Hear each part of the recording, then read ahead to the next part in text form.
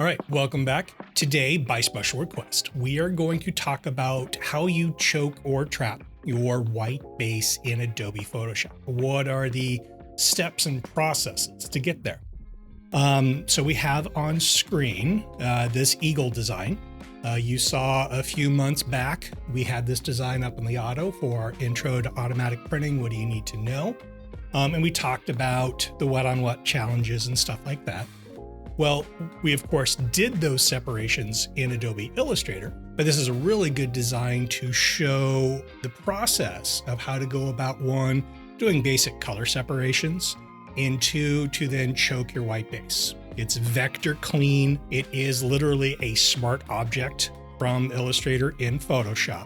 So this is a best case scenario. If this was a JPEG and I had fuzzy edges, oy vey, not a whole lot of fun.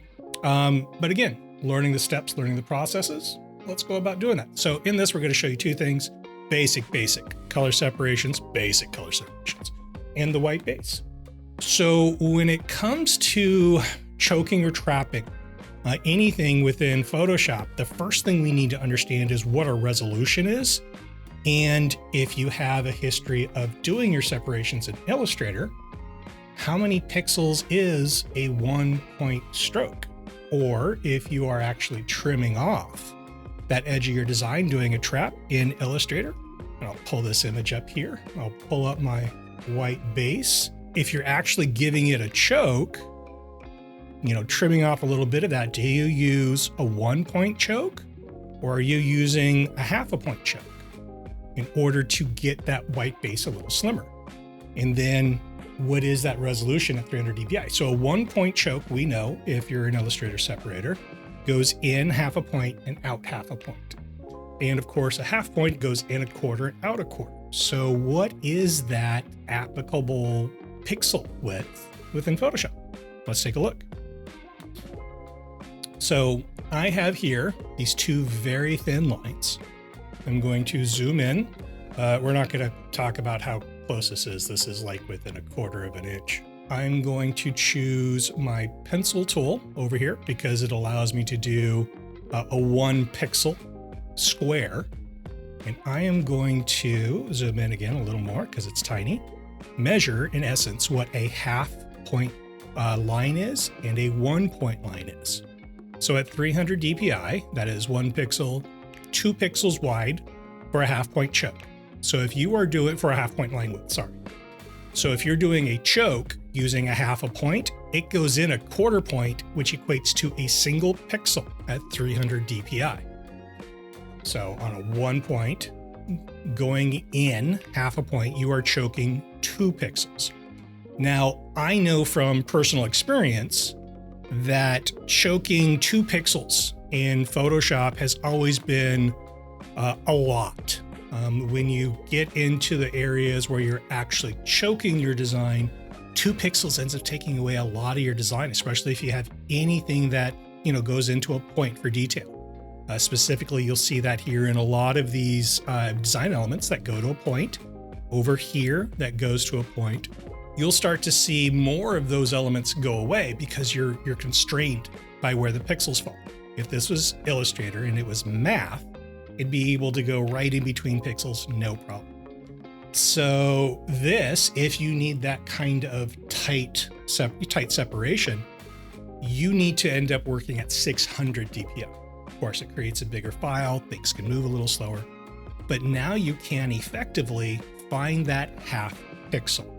This is also really nice to go up to 600 dpi if you have very fine text in your design that was given to you doing a sim process design. You got a lot of tour dates is a great example, and you have fine text that needs to remain legible. Working at that higher resolution allows you to keep more pixels for curves and stuff like that. If you need a tighter control for choking or trapping your white or any other parts of your design, think about working at 600 dpi. The other thing is, do not ever resize your design. Once you start separations, you'll leave it there. The moment you start resizing, Photoshop has to interpolate and ends up adding pixels in there. So be very careful, work at final sizes.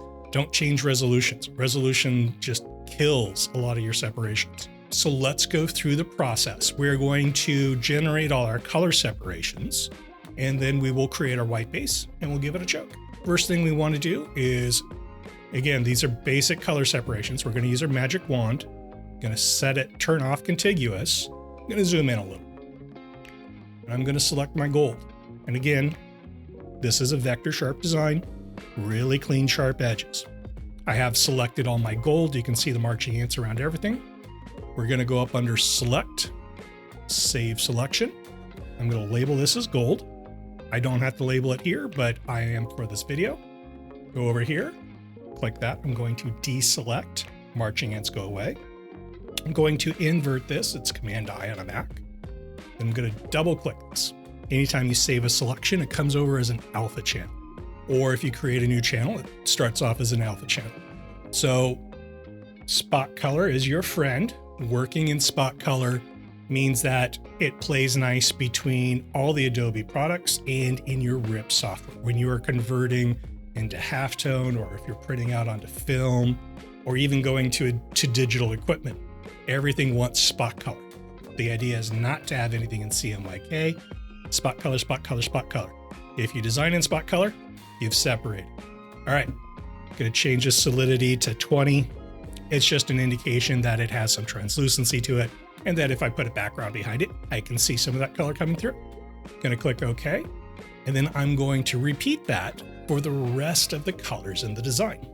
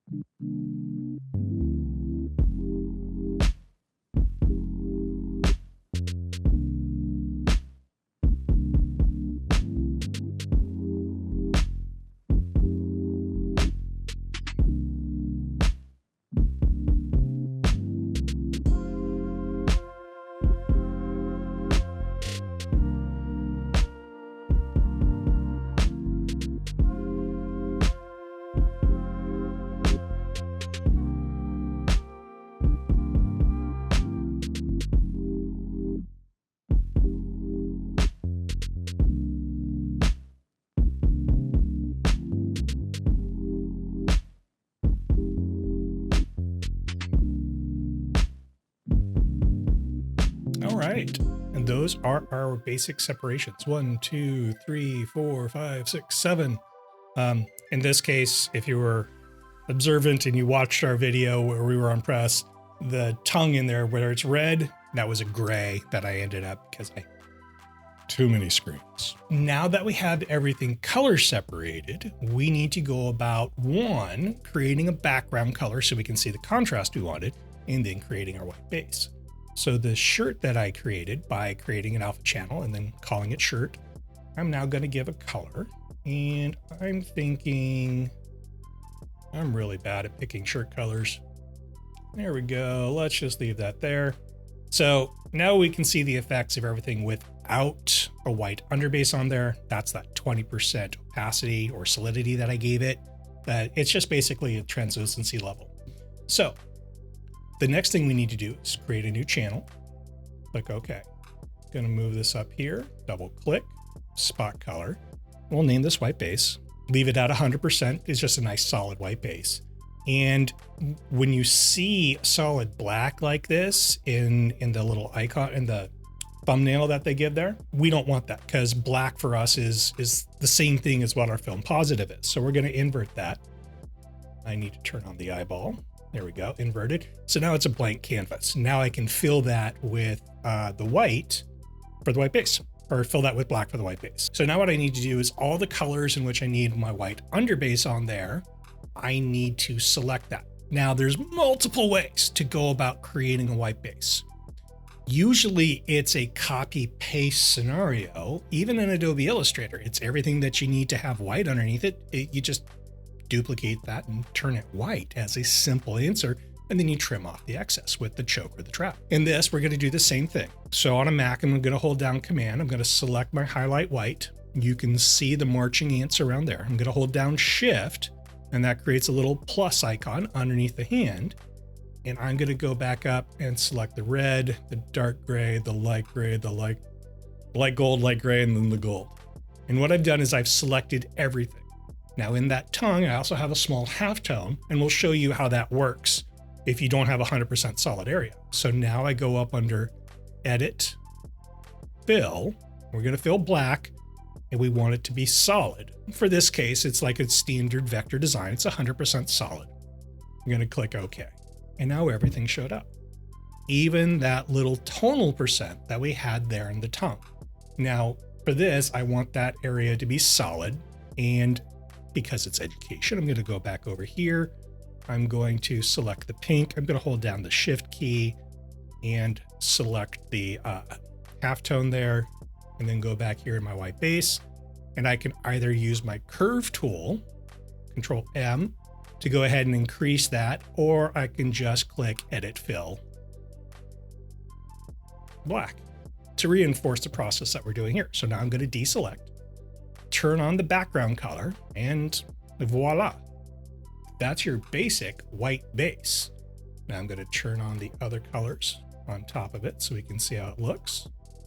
And I'm going to zoom in. You can see a little halo here. That's usually a viewing. Yep, it just went away. So that's a viewing thing within Photoshop. When you zoom out, you can see a little bit of a scattering. It's a dot gain effect going on. So if I turn on the black, now the design, and in other than where the yellow and the gold is on the outside, I don't technically need to choke or trap anything, technically, because the black covers up the edges. But the more you print, the more you understand that, well, you know, stacking things like that, creating Lego bricks and trying to get black in between them, you can create fuzzy edges. So we still want to go through the exercise of choking our white base. How do we go about doing that? Well, again, this is a fundamentals video. So I'm going to zoom in. I'm going to hold down the Command key. You can see that you got the marching ants around the hand icon, and I'm going to left click, and it selects everything. Now we want to trim the white that's underneath all the color so it pulls back. And we want to do that by 1 pixel at 300 DPI. If you find that you need to choke a little bit more than 1 pixel, but 2 pixels is too much, start your separations at 600 DPI. Because that way you can do a 3 pixel choke at 600, but that relates to 1.5 pixels at 300. And what that does is it allows you that little bit extra control for that choke or that trap that you need and gets you on your way. So again, here we're at 300 DPI. I need to do a constriction because I've selected the image itself. I want to contract 1 pixel. We go up under Select, Modify, and Contract. And we want to do that at 1 pixel. Watch what happens to all these points when I contract at 1 pixel. So you end up pulling out a little more than maybe you wanted to at that 1 pixel, 300 DPI, because it's got to find ways to pull in on pixels. There's some corners and some points that can end up looking a little weird because it's got to go, well, I can't do this because it misses a pixel. So you can see some strange contractions. But that's what you do, 1 pixel. So now that I've done that, it's contracted. How do I now delete everything around it? The same thing as doing a line weight stroke in Adobe Illustrator. We are going to go up under here, select inverse. That is going to create the inverse selection. Everything that is currently selected will now select everything else. So you can see it's flipped around. As I zoom in, it kind of looks the same. The way you see that it's different is by seeing where the boundary is up here. It's selecting the rest of the canvas. And now, because I like viewing all these little points, all we need to do is hit delete. That's simple. And I'm going to hit Control D to deselect. And I'm going to slowly turn on the rest of my colors. You can see how the gold overlaps just a little bit. That dark gray overlaps just a little bit. And again, Remember that 1 pixel is the same as a 1/2 point choke in Illustrator. The same. Oh. Now this is one of those things to be aware of. We choked all of our white, but that means that when we have the highlight white, that's actually going to overlap as well. Now, letting colors overlap is one thing, but a highlight white, that becomes much more obvious. So now what we want to do, I'm going to zoom out for this. There's 2 ways to do this. We can either, again, select the highlight white, go up to the white base and go edit fill, or we can go to white base and go up under a new thing. And this is a next level of learning to control what's going on in your channels. Image, apply image. We have this new window that pops up. We want to choose our highlight white as the source image to grab information from. And within the language of Photoshop, we want to use multiply because it is adding the information from our source channel, in this case, the highlight white, and multiplying it, basically adding it to the white base, the source channel. So, with this, if I put in 50%, it'll give me a 50% tone of 100%. So if you have a 50% that you're adding to something, it'll add 25%. So we want to do a full add, so it's 100%, and we're going to click OK.